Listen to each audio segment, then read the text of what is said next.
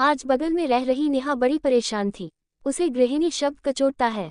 वह बाहर की दुनिया में कुछ करना चाहती है और यही सोच सोचकर वह तनाव में रहने लगी है। मैं उसे अक्सर समझाती रहती हूँ कि अगर स्त्रियों में कुछ करने की चाह है तो ये तो बहुत अच्छी बात है, पर इस बात के लिए तनाव क्यों? आजकल मन न जाने क्यों बुझा बुझा सा रहने लगा था। पति कुंतल की मजाकिया बातें भी मुझे हंसाने में कामयाब नहीं हो पा रही थी। बच्चों की छोटी छोटी शरारतों पर मैं न जाने क्यों खींच सी उठती। मेरा बदला हुआ व्यवहार देखकर कुंतल अक्सर मुझसे पूछते, अंजलि क्या बात है, तुम आजकल इतनी उखड़ी उखड़ी क्यों रहती हो? मैं क्या कहती? इस बात का सही उत्तर शायद मेरे खुद के पास भी नहीं था, या मेरे अनमने मन की जो एक वजह थी उसे मैं स्वीकार ही नहीं कर पा रही थी। दरअसल मैं बचपन से ही अपने लिए बड़े बड़े सुनहरे सतरंगी ख्वाब देखा करती थी, मगर बड़े होते होते वे सारे ख्वाब एक रंगीन तितली की तरह हवा में कहीं गुम हो गए। ये बात मुझे खटकती तो बहुत पहले से थी, पर आजकल अपनी हमउम्र पड़ोसन सोनल, जो मेरी सहेली भी बन चुकी थी, की बातें मुझे ज्यादा परेशान कर रही थी। जैसे कल शाम ही उसने मुझसे कहा था, इतनी होशियार और स्मार्ट होकर भी तुम दिन भर घर में ही रहती हो, सिंपल सी हाउसवाइफ बनकर। अंजलि, आज के जमाने में सिर्फ हाउसवाइफ बनकर कौन रहता है? सच ही तो कहती है सोनल, एक टिपिकल हाउसवाइफ ही तो बनकर रह गई हूँ मैं। कुंतल की पत्नी और रोहित मोहित की मॉम, बस इतनी सी ही तो पहचान है मेरी। यही सब सोचते हुए सुबह के ढेर सारे कामों के बीच मैं ऑफिस जाते कुंतल का लंच बॉक्स उन्हें देते हुए बाय कहने लगी, तो कुंतल ने अपने होंठों का एक मीठा सा स्पर्श मेरे दाएं गाल पर देते हुए कहा, अपनी माँ को कॉल कर लेना। तुम्हारी माँ ही तुम्हारा मूड ठीक कर सकती है। फिर तुम्हारे अच्छे मूड के साथ शाम को मिलता हूँ। ओके बाय, कहते हुए कुंतल ऑफिस चले गए। सच, मेरी माँ कम और सहेली ज्यादा थी। मेरे मन की दुविधा को वे फोन पर भी समझ जाती थी। तभी तो मैं हर छोटी बड़ी बात पर माँ से बात कर लेती थी। आज भी मैंने माँ से बात करके मन को हल्का करने की सोची, लेकिन पूरे दिन की व्यस्तता के चलते मैं उन्हें फोन ही नहीं कर पाई। मन की बेचैनी आज बहुत बढ़ रही थी, पर दिन भर की भागदौड़ के बीच अब तक रात के 11 बज चुके थे। माँ अब सो गई होंगी, कल फोन कर लूंगी, यही सोचकर मैं भी सो गई।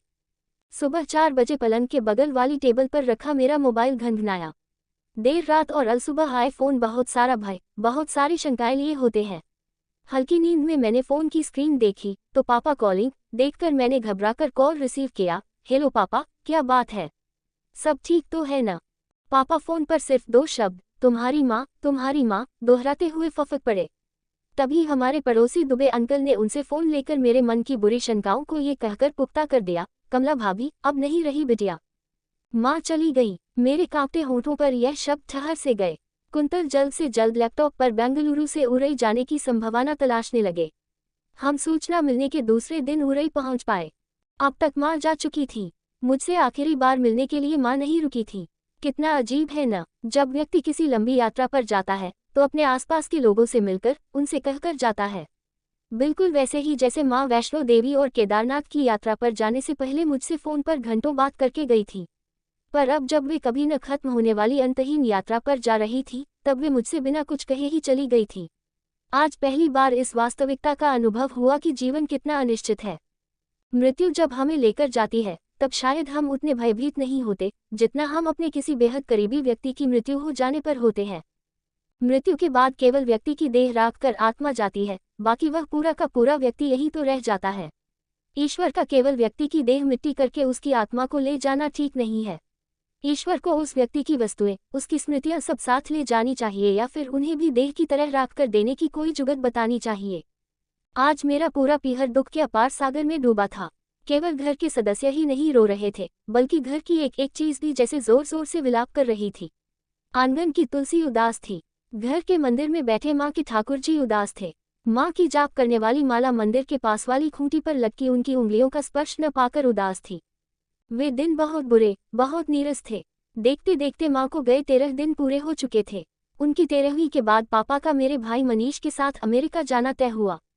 दरअसल माँ पापा उरई में हमारे बड़े से पुराने मकान में ही रहते थे। भाई मनीष अमेरिका में जॉब करता था और बार बार माँ पापा को अमेरिका साथ ले जाने की जिद भी करता था, पर उन्हें उरई में रहना ही पसंद था। कोई न कोई बहाना बनाकर वे हर बार अमेरिका जाने से मना कर देते थे। पर अब पापा के पास कोई बहाना नहीं था, कोई विकल्प नहीं था। सारे बहाने, सारे विकल्प माँ अपने साथ जो ले गई थी। बड़ी मुश्किल से मैंने और भाई ने पापा को अमेरिका जाने के लिए मना लिया था। पापा के ज़रूरी सामानों की पैकिंग करते हुए पापा के साथ माँ का भी कोई न कोई ज़रूरी सामान मिल जाता तो हम तीनों की आंखें एक साथ नम हो जाती थीं। माँ का ज़्यादातर सामान हमने दान करने के लिए निकाला और उनकी बहुत थोड़ी स्मृतियों को समेटकर मैंने अपने पास रख लिया। उरई का मकान किराए पर देकर पापा और मनीष अमेरिका चले गए और मैं वापस बेंगलुरु आ गई। माँ के जाने की उदासी को दूर होने में वक्त तो लगना ही था। माँ अब नहीं है। जीवन के इस कटु सत्य को स्वीकार कर आगे तो बढ़ना ही था। एक बार फिर मैं रोजमर्रा के कामों में व्यस्त हो गई। ऐसे ही वीडियो देखने के लिए हमारे चैनल को लाइक एंड सब्सक्राइब करें। Thanks for watching.